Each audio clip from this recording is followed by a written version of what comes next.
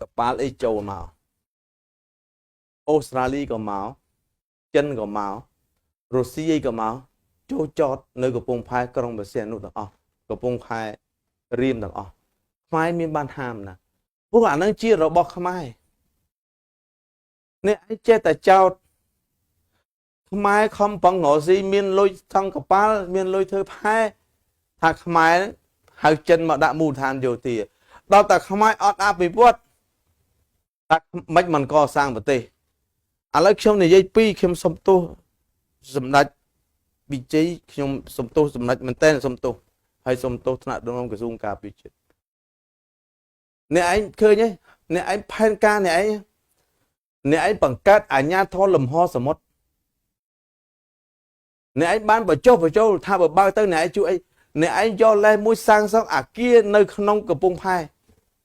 រៀម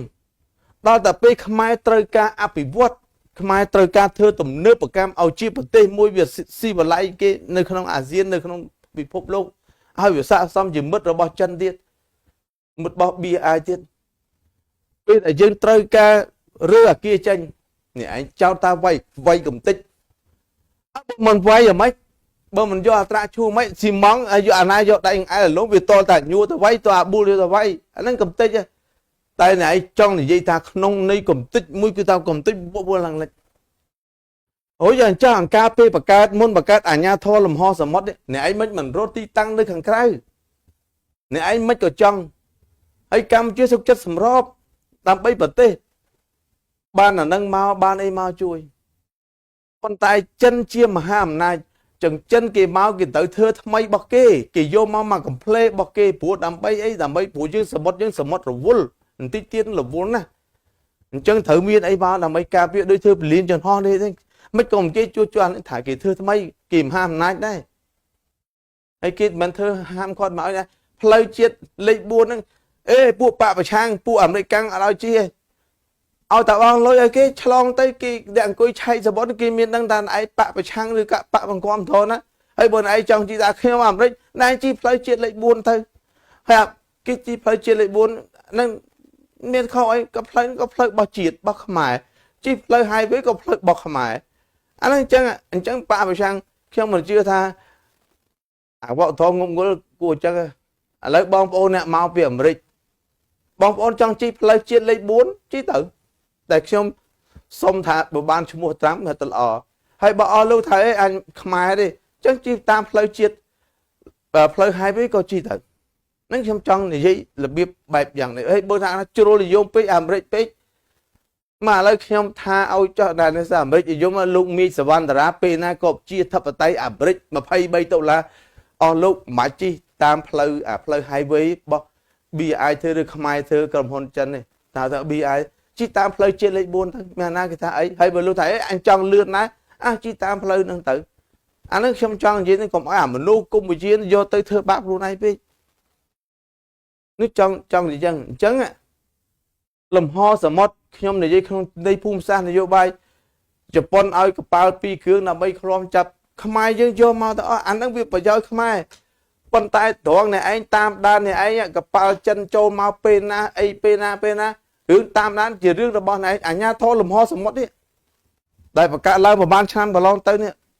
គំនិតរបស់យើងគឺយើងធ្វើដើម្បីមើលសមុទ្រប៉ុន្តែអ្នកឯងគិតថាអាហ្នឹងជាមនុស្សរបស់អ្នកឯងចង់ឲ្យមានអីចង់ឲ្យមានអីជើងទឹក2ជើងទឹកមួយចិនជើងទឹកមួយបោះលោកអាឡិចហើយប្រជាជនខ្មែរមិនមែនតែខ្ញុំទេអ្នកភូមិសាស្ត្រនយោបាយណាក៏គេមើលឃើញអាកាសលំហសមុទ្រគឺអូស្ត្រាលីអាមេរិកស្អីនៅហ្នឹងអូស្ត្រាលីចេញមកជប៉ុនឲ្យកប៉ាល់2គ្រឿងទៅកយសម្រាប់ប្រក្រាបអីចឹងកប៉ាល់អីចឹងហើយខ្មែរយកមកទាំងអស់ប៉ុណ្ណឹងបងខ្មែរប៉ុន្តែត្រង់អ្នកឯងពីតាមនេះជារឿងរបស់អ្នកឯងបច្ចេកវិទ្យាអ្នកតាមមិនតាមតែខ្មែរត្រូវការយកព្រោះអ្នកឯងអត់ចង់ស្ដាប់ជើងទឹកខ្មែរណាអញ្ចឹងអ្នកឯងបង្កើតអាជ្ញាធរមួយផ្សេងក្នុងនៃភូមិសាស្ត្រនយោបាយគឺអានឹងពួកលោកកន្លិចអាជ្ញាធរលំហសមុទ្រនេះហើយចិនគេមានបានជាជ្រែកណាគេថាគេឲ្យបញ្ចុះបញ្ចូលមកខ្មែរគួរអត់មានគេចិនគេអត់រវល់ទេគេដឹងថាជួយធ្វើទំនើបកម្មឲ្យកំពង់ផែរៀមឲ្យខ្មែរដើម្បីថ្ងៃក្រោយទៅខ្មែរមានប្រេជីហ្វូណនដើម្បីកប៉ាល់តំណែងដឹកចូលមកពេញពិភពលោក ដាក់នៅហ្នឹងអញ្ចឹងគេត្រូវមានកប៉ាល់មានអីការពារបើអញ្ចឹងខ្លាចចោលសមុទ្រដូចសូម៉ាលីអញ្ចឹងធ្វើអញ្ចឹងអស់ទៅល្អតាហើយអស់ហ្នឹងវាអត់ទៅណាអស់លោកនឹងឃើញហើយដល់មួយទៀតលំហសមុទ្រជួយចាប់ទំនិញគាត់ពុនជួយសហការគ្នាទៅបុកខ្មែរណាធ្វើតា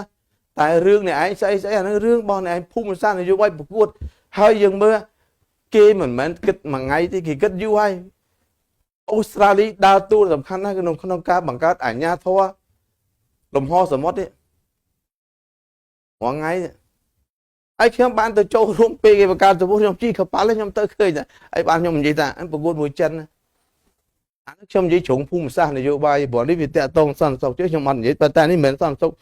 ឲ្យវាទៅណានេះគ្រាន់តែចង់ប្រាប់ឲ្យបងប្អូនយើងយល់ចំណេញខ្មែរទាំងអស់ម៉ាក់យក